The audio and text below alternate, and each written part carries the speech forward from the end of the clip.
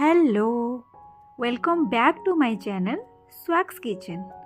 आज मु पुणी थरे आपण मानक पई गोटे नुआ रेसिपी नै के आछि साउथ इंडियन फेमस आउ मोर फेवरेट सांबर। देखंतु मु एठी हरड़ डाली को 10 रु 15 मिनट एमती पानी रे भिजै की रखी देइतिली।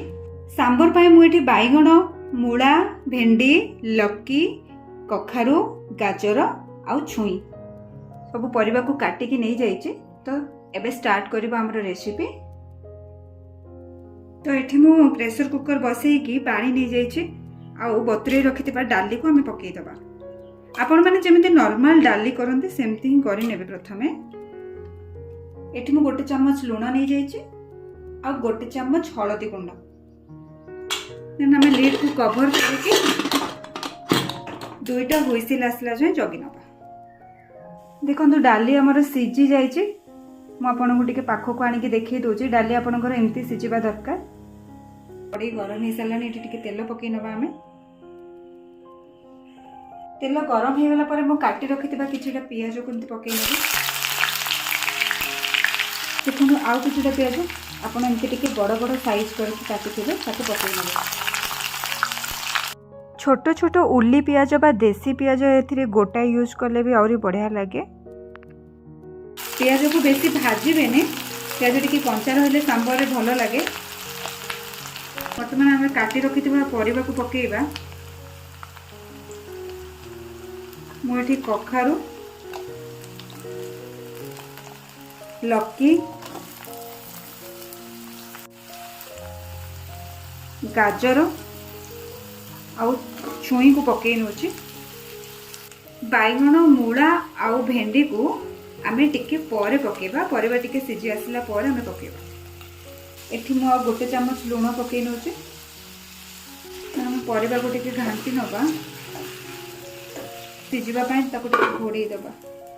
परिबा एबे हमर 70% कुक हे गलानी। वर्तमान मु बाइगण को पकई नेबी आउ मूला को पकई नेबी। देखि पाथरे सब परिबा ऑलमोस्ट कुक हे सारलानी।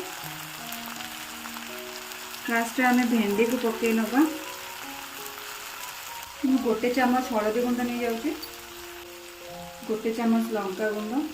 परिबा को आपण 90% ही कुक करिवे, बाकी 10% डाली सहित कुक हबो। देखो तबे सिजी सारलानी। त मु सिजेई रखिथिबा डाली को एथिरे पकई नेबी।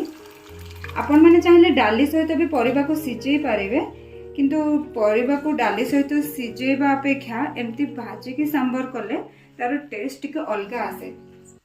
देन मु एठी तेंतुली पानी, गोटे चम्मच गुड़, 2 चम्मच सांबर मसला और गोटे टमाटो को काटे के पकई दीछि। वर्तमान आमे याको तड़का दबा। आपण माने चाहिले प्रथम रो ही फुटण करी के परिबा को भाजी के एमती पकई पारिबे, किंतु मु लास्ट रे तड़का दिए काइना परिबा सिजिबा सहित फुटणर स्मेल भी कुआडे पळै थाए। तो सेति लागि लास्ट रे तड़का देले तड़कार स्मेल बहुत बढ़िया आसे। तो एठी मु आ गोटे कड़ाई बसी की गोटे स्पून तेल नै जाइछि। देन गोटे स्पून सोरिष, गोटे स्पून जीरा, हाफ स्पून मेथी नै जाइछि, सुखिला लंका आ मेंचाए भृसंग पत्र। मु एठी टिके हिंगु नै जाइछि। फुटण हमर रेडी हे गला। वर्तमान हमें ताकू सांबर रे पकेई नबा।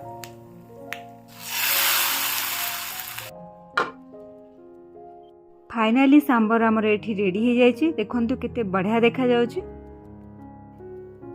मु एठी ताकू टिके धनिया पत्र दे के टिके गार्निशिंग कर देइछि।